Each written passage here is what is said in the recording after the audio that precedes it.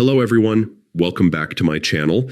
In today's video, I'm going to show you how to attach and send pictures in Gmail. Whether it's for work, school, or just sharing memories with friends and family, this is a simple skill that can save you a lot of time.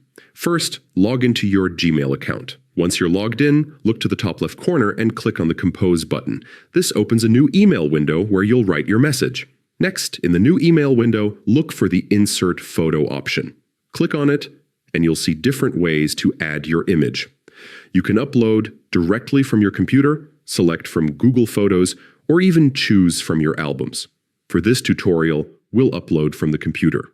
Click Upload, then hit Browse to navigate through your files. Select the photo you want to send and click Open. You'll see your photo start uploading, and it will appear right in the body of your email. Here's a tip. If you want to send multiple photos at once, you can select several files while holding down the Control key, Windows, or Command key, Mac. This will attach all the photos together in one email, saving you time. Once your photos are attached, type in the recipient's email address in the To field and add a subject line. Adding a clear subject helps your recipient understand the purpose of the email right away. You can also add a quick message in the email body if needed. When everything looks good, click Send, and your photos will be delivered successfully. Extra tip: Gmail has a size limit for attachments, usually 25 megabytes. If your photos are larger, consider using Google Drive to send them.